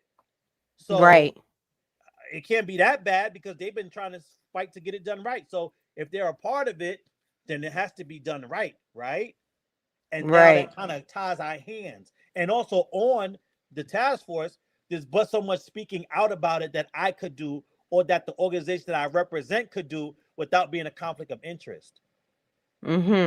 And so that, for all those reasons, we decided to not put our name in the hat, to turn down the offer to be on it. Because again, like I said, in our estimation and just in my spirit, I know that we made the right decision now that I see how it's been playing out. But I just had a feeling in my spirit that I knew that they would use us. And I was like, I can't allow myself to be used, even if it was something that would possibly raise our profile or give us more validity in this space, because those things were on the table and those were talking points. Because, if you're an organization that's fighting for reparations and you're on a reparations task force, there's a level of cachet and a point on your resume that you could point to in moving forward. But thankfully, our team and myself, it's the great thing about it is, and I'll say it like this: when you cannot be bought, there is no price tag. And so there was nothing that they could offer me to compromise all that I knew was the truth, to give this task force any bit of validity, because it deserves none. That's right. Integrity. Okay. So now I wanted to, so you spoke about us meeting at the Schomburg. Right. And I just want to go back to that because, and you also spoke about Senator Saunders. Is it Saunders or Sanders? It's one of those. I guess it's Sanders. There's no U in there. It's Sanders. Sanders. Tomato. Right. So Senator. What's his other name? What's his other name? You already know what the name I'm about to bring up, because you see the picture I picked. Okay. So at the Schomburg, right? When I was first introduced to Senator Sanders, right? Whose last name is Sanders. That's even crazier. That his name is Sanders, like the Colonel. Senator Sanders had on this seersucker suit right here that he got on right here, right here. I don't remember if he had the bow tie on. So to me, and everybody laughs at me or whatever, that's why I don't know his name, because I don't never call him by his name. I always call him, was Senator Seersucker Suit? You mean who you talking about? Seersucker Suit? Because I'm just trying to figure out. Anyway, I thought I would share this picture with the family. Okay, let's get back to business. Let's stop playing. Let me stop playing. All right. So we talked about a lot of the backstory. And so now I want to kind of get into why we are like here today other than spilling tea. You know, now that we done Right. spilled tea and everything, let's talk about the wins. So you had, and you know what, while you're talking, I'm gonna bring up the flyer, but you had a breakfast in Albany. All the way in Albany. Early in the morning, crackers on in Albany. Y'all was up there. So tell us a little bit about the breakfast. It was some issues with the well, I guess we don't have to really go into that. We don't have to spill that tea. That's unnecessary tea. I'm only here to spill necessary tea. So tell us a little bit about what the breakfast was, what its intention was, what you actually accomplished, and we'll just start there. We'll start there. Okay. So, and it's all connected. That's the beautiful thing about it, right? So, what we understand is that the way in which this legislation is currently written, it cannot and will not produce any viable reparations recommendations, right? We know that. So We let's just keep put that telling out. them. Right. And we keep telling them. And they know it now. Even if they didn't know it before, but we know they knew it before. So our job, regardless of whatever this task force produces or doesn't produce, is to continue to advocate for our people. And so one of the biggest things that goes hand in hand with reparations is delineation and disaggregation. Because you cannot fully repair a thing. Okay, I'm What's sorry. that? What's Right, that? right, I'm about to explain it. Okay. You can't fully repair a thing until you accurately identify that thing. And Okay. so at this point in time, what we found out because of meetings with the OMB and looking at Special Directive 15 through the OMB, we have found that they have erased us as an ethnic group in this country. Whether we agree Right. with the name or not, and we know some people didn't agree with it at the time, because there actually is footage of it. And we believe it's always been a misnomer based on our amalgamation and our unique relationship with this country. African American, prior to 1997, was designed to be an ethnic identifier for who we now know as Foundational Black American and who are legislatively known as the Freedmen. And so in 1997, they redefined that term, Black/African American, to be defined as anyone who has origins in any of the Black racial groups of Africa. Mm. And so what they did was they took what was supposed to be an ethnic identifier and turned it into a racial term for Foundational Black Americans, for Afro-Caribbeans, for Continental Africans, for Afro-Latinos/Hispanics, for Afro-Asians, for anybody that can say that they have an origin in any of the Black racial groups of Africa. In addition, you have people like Elon Musk and Charlize Theron who are also technically African American. That's right. You have Amaru Fudel, if that's how you pronounce his last name, aka Myron Gaines, who is also an African American. And so we can see how problematic this has been for us since 1997. Right. So, in addition to asking yourself, if that's been since 1997, where have the Pan Africans and our legacy organizations been to fight back against that so we can get the legislation that we deserve? That's a separate question for a separate day. But where we're at today is that we understand that we don't have an ethnic designation with which to get any policy, let alone reparations. And so we took it upon ourselves again, now that we have more experience now, because we're growing now. Now we're learning the lay of the land. Now we're learning how to move and shake in these spaces, right? And so what we did was we wrote a disaggregation bill. for the state of New York to say, hey, listen, we need an ethnic designation. Right. We need something that is going to be on the books for us that's one, constitutionally sound, and something that will allow us to get the set-asides that we deserve and that we need that we're not currently getting. And so we got with our champion, Member Lucas. She looked at the bill, said, yes, let's do it. And she got it and signed it into, not signed them. I'm sorry, I'm getting ahead of myself. She got that's speaking to existence. That's right. Manifested. Right. Yeah. She took our bill draft, took it to the legislative bill draft department, and got our bill a number. So it's an official bill. And talking about spinning the block, right? And people coming back around that were not on our side in the beginning. Okay, now who? Senator James Sanders. Oh, from look, the Rockaways. He was on the flyer for the breakfast. That's right. He said, you know what? I think y'all right on this one. Mr. Sears substitute himself? That's it. He said the what bill. now? Go ahead. I'm sorry. Go ahead. I said, he said what now? Right. He said, hey, y'all right on this. And I'm going to create the bill on the Senate side because, again, anything that's going to become a law has to pass the New York State Assembly and has to pass the New York Senate. So prior to this, remember, we had a reparations bill that they were working actively against to stop from even beginning a bill for it to hit the floor for a vote or for it to be debated, like in the case at the Legislative Caucus weekend.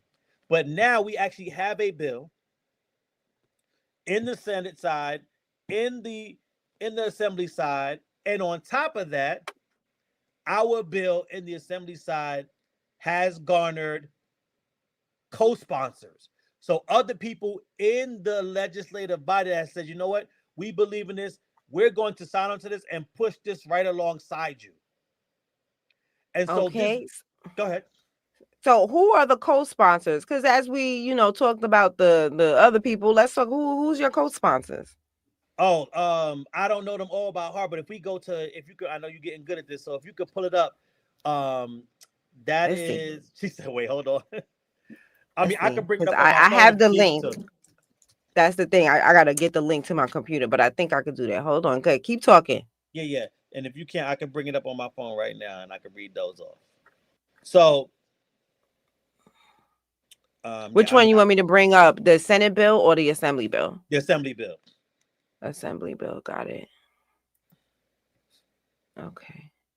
Got it. Now, if you go down there, you'll see the co-sponsors and we can rock and roll. But while she's doing that, this breakfast was step one in getting buy-in that we eventually got, as we'll see on this bill when she brings that up. And it was, again, another first, because it's the first time ever anybody has talked about this aggregation and us getting an ethnic designation or a category with which to receive benefits and policies and resources under. And we did it again in Albany this time of breakfast. And so we got there, we did what we do. Joining us this time was a new friend in the fight, our sister Yeshi from Data for Black Lives, and she heard what we were doing.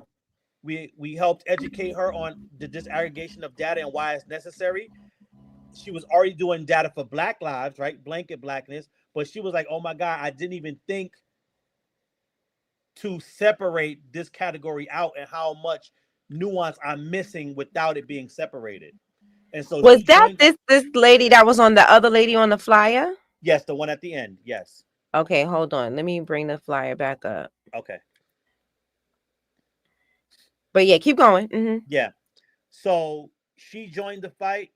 She was able to speak from a not only from an expert's perspective, having gone to school for data studies and things of that nature, but also as a member of the Afro-Caribbean community. She is from Guyana. And she was like, no, this is something that's necessary and that we as a community, we as a people group, meaning her and her fellow Afro-Caribbeans, need to be on board with. Right. And what's interesting about it is that they, especially here in New York, she's not from New York, they have already been on this movement, this wave. We're late to the party, right? So when people start talking about how divisive it may be or may not be, understand that in 2010, the Afro-Caribbean community pushed to disaggregate the data for themselves. It was called the Carib ID10 movement. Wow. And what happened then? So they pushed for it to be on the census. They said, you know what? Black/African American isn't enough. We need to be counted. And they had an entire campaign. It was pushed by activist Felicia Persaud, who currently, I'm not sure if she's still there, but at least 2 years ago when we first started this work, because we reached out to her, she was a contributor to the Amsterdam News, which is a historically foundational Black American newspaper. And unfortunately, we reached out to her to help us with the reparations fight at the time.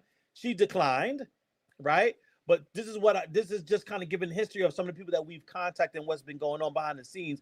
But she pushed understanding what disaggregation was for her people. And they were successful with getting the boxes that you now see on the census, where underneath it, you can write in your ethnicity for the census here in New York. And so that was what was a fruit of their labor. In fact, they even took it a step further. Now, this is the initiative that failed, but they still thought enough of it to push it, where they got Congresswoman Yvette Clarke, who is now the chair of the CBC, the Congressional Black Caucus. I can't remember the exact year, but you can look it up. Disaggregation, they pushed alongside Felicia Persaud again. They pushed for disaggregation at the federal level for their ethnic group, for their people group. Now, so do you know why they weren't successful? No, I do not know. I just know that when you look at the history of it, it did not even reach the floor for a vote. So I'm not sure where or how it fell apart, but I'm just giving some legislative history that they did. Right. That they were on board with this. Yes. Right. She crafted the legislation. And nobody saw it as whatchamacallit then. No one was talking about their divisive. No one was well, at least the diaspora wasn't right. talking about that. Right, exactly. And so, just giving some history on the groups that have wanted data to be disaggregated. And so the breakfast was a success. We wish that obviously there were more. Because you said that not a lot of the Black elected officials showed up. So who were the Black elected officials that showed up? Do you remember, hun? Oh, that's a great. Oh my goodness. Oh God, not off the top of my head, to be perfectly honest. I can look back through we have it documented who was there. Obviously somebody from Senator Sanders' office came. Obviously, he was there.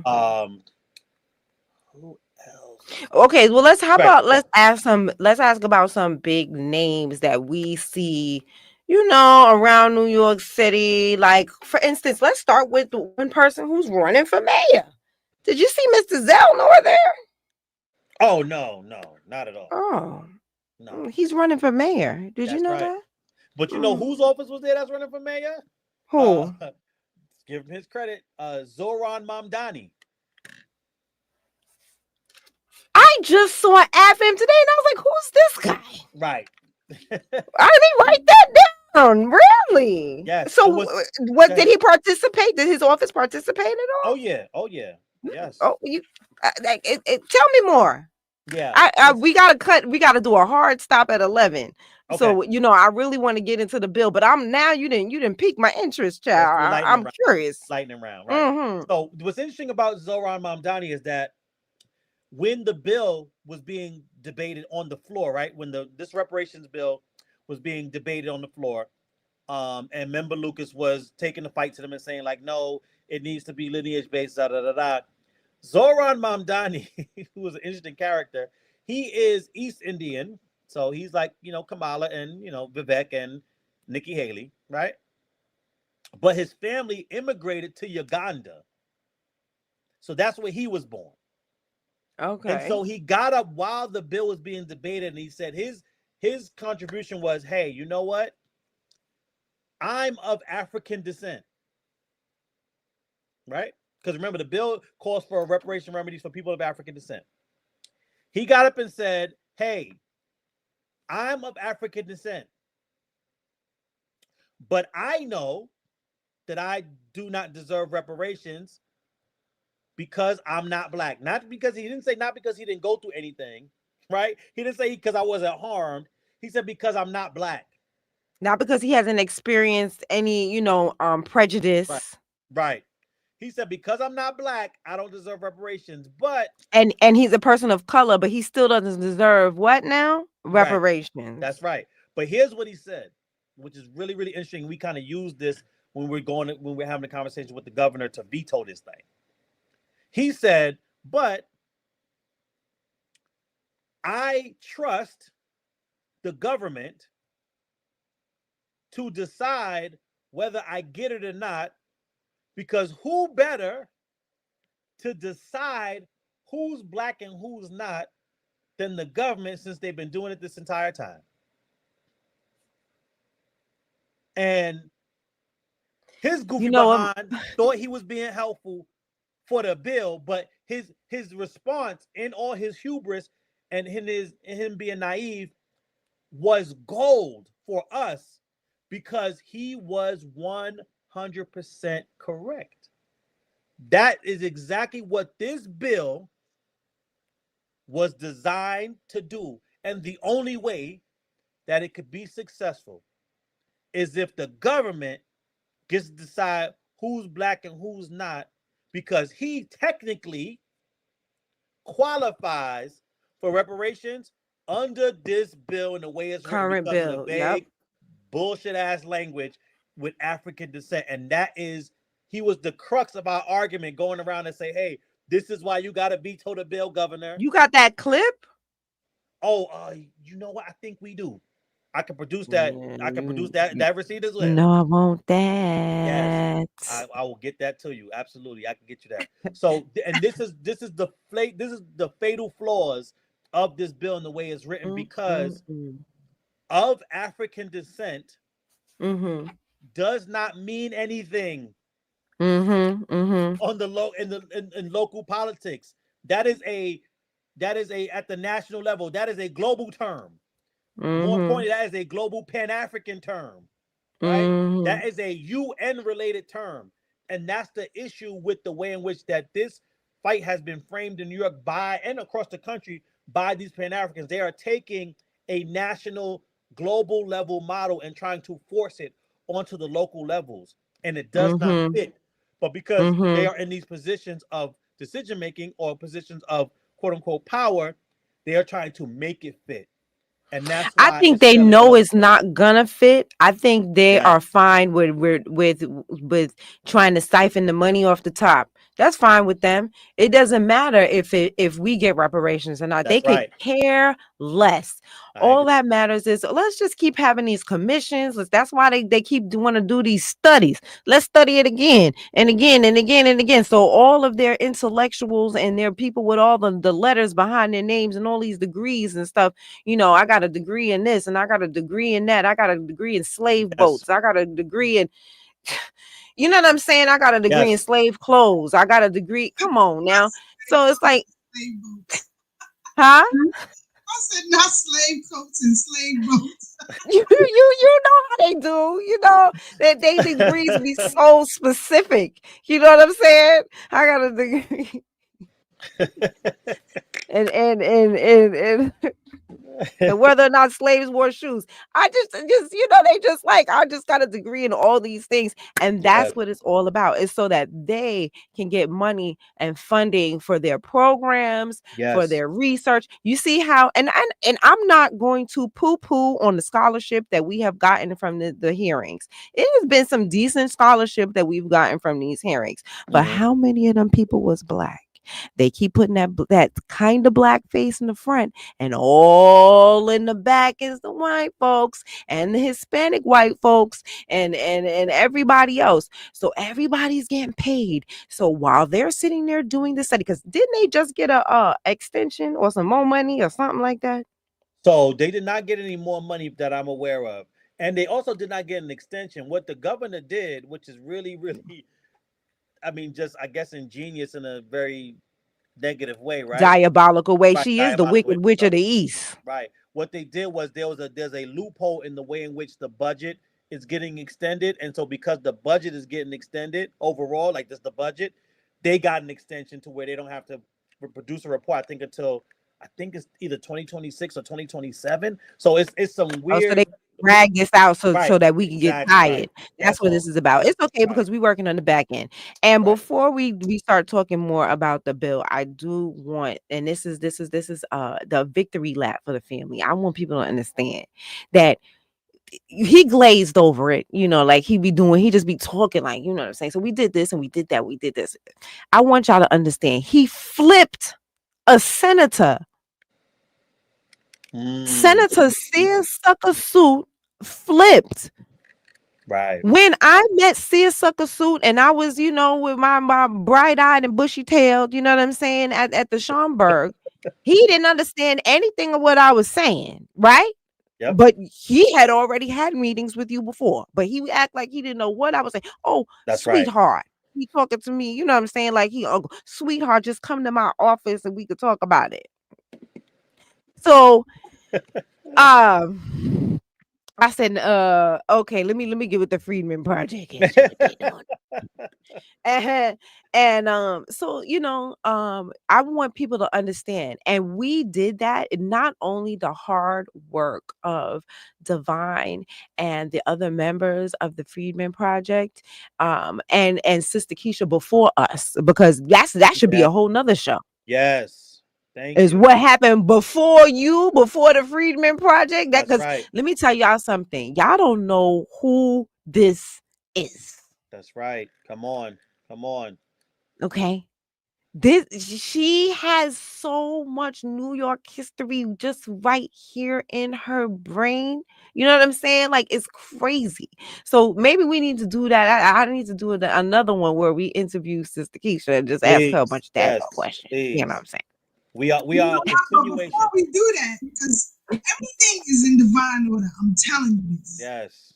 Everything is in divine order. When Sister Brooke was like, Keisha, I need you to meet Brother Divine and get to know the Freedman Project on this bill for reparations. I don't want nothing. It has nothing to do with anybody messing with this reparations bill. Because it's going nowhere. This is a game. You can read it. And I was like, I know, because here's the thing. Mm-hmm. I know when you were talking about people that's tired, Sister Keisha's been doing this for so long. Mm-hmm. She's just a tad bit tired. Her heart is still in it, but she's just a smidge tired. And I knew that, once she got, because I knew enough about you, Divine, that when she got to know you and see your mindset, that it would all work out, and it did. So I knew, because when she was adamant, she was like, I don't want nothing to do with none of these organizations. They are terrible, and she's right. And she's right. That's right. She is right. Except for one. So I really want to go back more into so the family. I really want to talk about how y'all really came through with them emails, and I want y'all to keep coming through with these emails. Sister Keisha got it on autopilot. it emails every day, all of them every day at the same time, and then. So we're also working on one that's going to be a lot more consolidated. That's the word I'm looking for. Consolidated, where you can just send kind of one click, right, Divine? That's what we're working on next. Yes. So we're going to be working on getting that together, so it's not an individual click for each lawmaker. So look out for that in the next few days. Yep. But I just really wanted to take the time to thank everybody who sent emails, because you think that they're going down the abyss. And here's where I just want to give a little bit of something that I went through in this movement, just to share. So, or a revelation that I got. So when remember when which meeting was that? Child, we've been to so many meetings, they're all a blur, right? I can't keep any of them straight. It was one of the first few meetings we went to, and we were talking to one of the young ladies that works with, one of the senators. And as we were talking to her, the head of what is she? The chair of the commission was there. And this was like the second meeting, because this was right after Dr. Help me out. The one that's on our side. Jenkins. Dr. Jenkins, when she became co-chair. Got voted in. Right, when she got voted in co-chair. Yes. It was the chair who was the deciding vote, and we just knew that we wasn't gonna get Dr. Jenkins. We just was like, we was hoping and crossing our fingers or whatever, but we saw that the deck was kind of stacked against us. Yeah. But we did not know that and I'm gonna get her name on X. I'm not gonna mess her name up today. We didn't know that there were some people on the back end, Dark and Lovely on Twitter, and Earn on Twitter. We didn't know that Dark and Lovely, well, I didn't know, maybe you knew, that Dark and Lovely was and Earn were having spaces on Twitter about every single reparations meeting. And all over every single state, they go through the reparations meetings, and they had started an email campaign on our behalf to get Dr. Jenkins. Oh, Earn and Net. Yes, Net. Yes. Is it Dark and Lovely and Net? Yes, but Net, she really be having, and I did that the last time too. Net, and so they started that email campaign. And so when we were there, and the chair said to us that those emails changed her vote. Right. That's right. And that's when I started thinking, okay, now that we have said, at length, how many times that this is unconstitutional, how many times we going to say it? What do we say now? What do we do now? And that's when when Divine and I came up with the idea of this email letter writing campaign. Yeah. So, and your emails so far have brought us here. We flipped a senator. Yeah. Okay, he's flipping and flopping. Okay, on our side now. Okay, and you got 2 more people to sign on. We are winning. All we have to do is keep going. I feel like Black Alpha. Hold on, let me get my Black Alpha on. Come on, family. We got this. You know what I'm saying? We got this. We in there. Can't nobody do it like us, foundational Black Americans. I love Black Alpha. But yes, we did it. We did that. So we moving. They sitting there telling us what we ain't gonna do, what we can't accomplish. Lies. Sister Keisha and I went to Dance Africa this weekend, right? Let me tell you what I have never seen on a stick in my life. Come on. I've never. Tell me what you was talking about before you found the flag. Before you found. When we were saying we should have some t-shirts. We said we should have some t-shirts out there. Yeah. Because, and she said, do you think people want FBA? What? So I was like, do you think it's enough of us out here that the t-shirts would actually sell? Because I'm like, and I think because I grew up and I live in East Flatbush, right. I don't really get a complete picture. You know what I mean? Even as an FBA in these Flatbush, I'm always like, wait, there's more of us that aren't related to me? Where? Remember that dude So who was like, yes, FBA. yes, because I had my earrings on. He peeped it, but that was before the flag, so he peeped the earrings. And so he was like, oh yeah. So, you know, people was out there recognizing us and everything. And then, you know, I found this flag and I just had to buy it because I've never seen it on a stick before. So I just had to get it. So I say all that to say, like, you know, the tides are turning. It's becoming now that you could just walk down the street and buy a flag now. Before you couldn't even find it anywhere. Nobody even knew it existed. They didn't know what it was. And now look where we're at. So I just wanted to talk a little bit more about the disaggregation bill because I got to start wrapping it up. Right. Mm-hmm. So, what you want to talk about? I was going to send you a picture. Okay, so so when Nikki Lucas, right? You were in her office. I'm gonna cut right to the chase because I already know the tea. So I'm gonna cut right to the chase. So you know, when you were in Nikki Lucas's office, and then she was trying to get more support for the bill, right? And then you talked about how she got you on the phone. Well, you went to go see somebody. Talk about that. Okay, right. So this is as fast as possible. Yeah, right. This is after the breakfast. We are doing what people call lobbying, right? So again, this is all new to us in this process. And so this is when you go around the office, around Albany, the legislative building, and you just pop in. Like you go to these people. Remember, they work for you. We don't work for them. They work for us. Mm-hmm. So you can. And what happened when you popped in? So I popped into one of the offices. And it was one of the assembly members that signed on to the disaggregation bills for the MENA folks and the AAPI folks. And so because the AAPI have done this already. Correct. Right. Exactly. So so after they got their AAPI designation, then they wanted to designate even further. They wanted to delineate even further. AAPI wasn't enough. Correct. Exactly. Okay. That's right. Mm-hmm. And so when we got into that office, we found out that something was being held up with the bill. And so we went back, we spoke with Member Lucas, and then we called one of the subcommittees of the committee that the bill is in right now. And so long story short, we found out that they were holding the bill. And this is when we're talking about changing the atmosphere around our people and what happens in this political reality.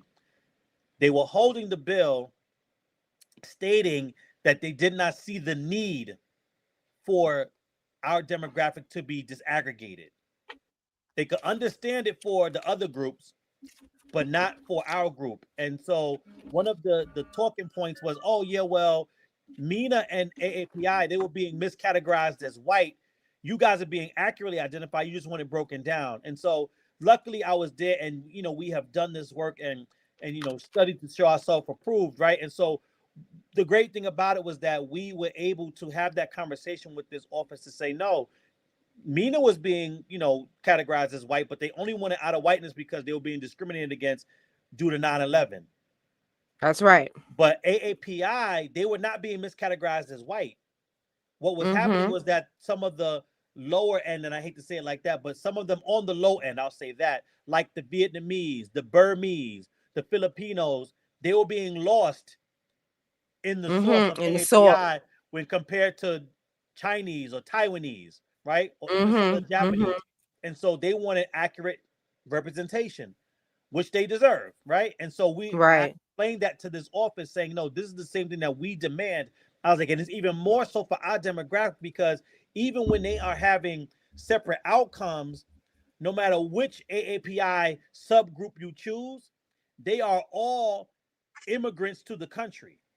So they have a similar experience in that way. We're talking about a Black/African-American demographic that consists of Afro immigrants from various countries combined with a group that has never been an immigrant in a day in our lives. Right. And our families have never engaged with the immigration process. That's a separate, distinct existence with this country. Yeah. And you're looping us all together, but then telling me how you don't see the need for us to be disaggregated. And so based on that conversation, we were able to change the tides. And so now that's where Again, Sister Brooke talking about how powerful we can be when we move together as one and sending emails. So that is what our next call to action. So look for that by the end of Friday, by the end of the week at the latest. I want to have it up by tomorrow. I'm going to work diligently to do that. What we're going to be doing, we're going to have a form letter. There will be an option where you can have your own thoughts if that's what you choose to do. But what we want to have is we want to flood these email boxes of That's right. all the pilots. There's going to be 3 separate ones. You can engage in all 3 or choose one. But there will be a campaign for all the politicians that already signed on to this aggregation legislation. So you already did it. There's no excuse. Right. We're going to be letting them know that through the letter that we craft for that. The second group is going to be all of the Black electeds. Again, you work for us. We don't work for you. So it doesn't matter if you think we're divisive. It doesn't matter if you agree or disagree with what we're doing. You work for us, and we are part of that constituency. So we will have a separate letter that goes out to them with different language, but all asking for the same thing. And the last group will be the governor, because the governor is the one that needs to sign on to all of these pieces of legislation, right? And has done so for the MENA group and for the AAPI. So we'll be demanding that the governor. So this is not new. Right. This is not new. This is not something we created. We are not reinventing the wheel. We're just saying, let us get our roll on. Since you did it for everybody else, let us get our roll on too. And we should have been first. Right. So this is what those letters will be. Those will be the 3 ones and 3 groups. And then this is the campaign that our sister Brooke started, that we will be combining in it, so that it'll be an easier process for you to send out the emails. So that you don't have to click on each one. You can it'll be a one-stop shop for you. It'll take all of 5 minutes, and we can make a difference together. That's all it would take. And we will be still letting them know how unconstitutionally sound this bill is, and that there is a bill still alive in the assembly. It does not have a Senate bill like our disaggregation bill has, but there is a bill in the assembly, that same bill that we wrote back in 2022 that they did not pick up. The member is introducing it every session until she is no longer there. Who? Member Lucas? Member Lucas, yes. Because that FBA on her back, child. That's right, because that bill is the one that defines us accurately and will produce constitutionally sound legislation for our people once and for all. And so she says she's gonna keep putting it out there until they don't want to see it no more, and she's still gonna put it out again. Because if we build up enough groundswell, and especially when this one fails, because it will, right? That's an inevitability. It has no other choice. It's unconstitutional. I want everybody to understand that this bill cannot produce reparations legislation in the way it's currently constructed. The only way for it to do that is if the task force unilaterally decides to say, hey, you know what? We know this is what the legislation says, but we are going to craft recommendations based solely on this group, the Freedmen. If they don't do that, it cannot produce anything for us anyway. It's going to be a waste of time no matter how much time they get. That is a great way to end the show, because I gotta go at 11 o'clock. Hard stop. So, Sister Keisha, you have any thoughts to close us out? Please bless us. Just keep on the fight. Sign.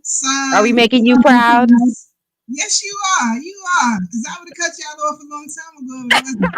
I know that's true. I know that's right. She didn't even tell how she had to pull up on somebody. We got a pull-up squad over here. But anyway, that's another story for another time. We'll talk about that another time. Yeah. Send those emails. That's what we need you to do. We got it from here. Send them emails. Yes, and our president. All I do is I co-sign everything our sister Keisha and our sister Brooke has said. These women are some powerful, amazing people in the group, and not just because they women, right? So we don't do none of that empty symbolism over here. These are some powerful, foundational Black American women, and we've always had them in our group, and we are proud to stand side by side with them in this fight, right? And so we don't do none of that gender war stuff over here. We just don't. We don't got time for that. We are one body, one family moving together, because we understand if we don't do it, nobody else will. So again, look for those. We will have that updated for you, like I said, by Friday at the latest if something comes up, but I want to have that before the close of Thursday so we can start hitting these email boxes, because They are the default setting on this political reality is to not do anything specifically for our people. That's And right. unfortunately, all of those in power that's supposed to be fighting for us have acquiesced to that reality and okay with them not doing anything for us. But it is a Mm-hmm. new day. We are That's right. here. They should have never let us in the game, but they did. And so now that we're And here, on we're that gonna note, play it, and we play it to win. So come win with us. I thank you so much for joining us tonight. I thank you, Divine, for spilling all that tea. I know it was difficult for you to spill that tea because you keep it all inside, but I felt like it was really important for the family to hear all that tea. Absolutely. Okay. And Sister Keisha, as always, thank you so much. Just for everything, like, you know what I mean, like Dr. Short introduced us, and so every time I thank God for her. I have to thank God for Dr. Short, you know what I'm saying, for this introduction that has changed my life. I thank God for that moment we met at the Schomburg, where I was, just so like you said earlier today, when you're a doer, you meet other doers. And everybody else who's not doing, please shut up. And on that note, have a good night.